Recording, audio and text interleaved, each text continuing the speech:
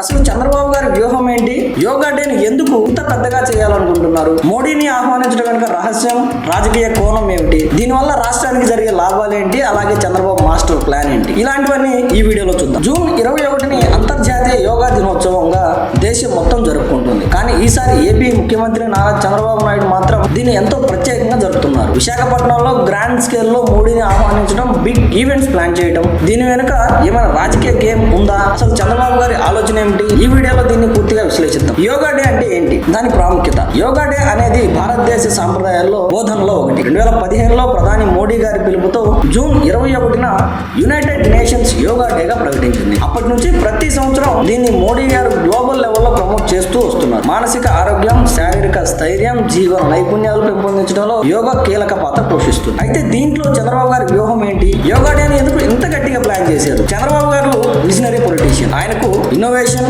Global focus, brand, Andhra Pradesh మీద ప్రత్యేక అభిమానం. యోగా డేని అంతర్జాతీయ స్థాయిలో ప్రముఖంగా చూపించడం వల్ల రాష్ట్రం మీద మంచి ప్రతిచర్య పడుతుంది. యోగా డేని అంతర్జాతీయ స్థాయిలో ప్రముఖంగా చూపించడం వల్ల రాష్ట్రం మీద మంచి ప్రతిచర్య పడుతుంది. విశాఖపట్నం భవిష్యత్తులో ఎగ్జిక్యూటివ్ క్యాపిటల్ గా మారబోతుంది. ఆ నగరాన్ని ప్రపంచానికి పరిచయం చేయడం మొదలైంది. యోగా డే వేదికగా positive attention, investor engagement, Modi మద్దతు, ఇలా 3 బర్డ్స్ విత్ 1 యారో అన్నట్లుగా, అంటే ఒకే దెబ్బకి 3 పిట్టలు అన్నట్లుగా చంద్రబాబు గారి వ్యూహం కనిపిస్తుంది. అసలు మోడీని ఆహ్వానించడం వరకు రహస్యం ఏంటి? ఎన్నికల తర్వాత మోడీ చంద్రబాబు మధ్య సంబంధాలు మరింత బలపడుతున్నాయి. ఎన్డీఏ ప్రభుత్వం ఏర్పడిన తర్వాత మొదటి పెద్ద ఈవెంట్ గా ఏపీలో ప్రధాని హాజరు కావడం రాష్ట్రానికి స్పష్టమైనటువంటి సంకేతం. ఇది ఒక పొలిటికల్ సిగ్నల్. ఇది ఏపీ కేంద్రంతో కలిసి పనిచేస్తుంది అనే సంకేతాన్ని దేశానికి మరియు కేంద్ర బడ్జెట్ కోసం. ఇది టీడీపీ మరియు బీజేపీ మధ్య సంబంధాన్ని మరింత పటిష్టం చేయడానికి ఉపయోగపడుతుంది. మరి దీనివల్ల రాష్ట్రానికి జరిగే లాభాలు ఏంటి? విశాఖ నగరానికి గ్లోబల్ రికగ్నైజేషన్, అంతర్జాతీయ media, yoga tourism, foreign delegates, software power,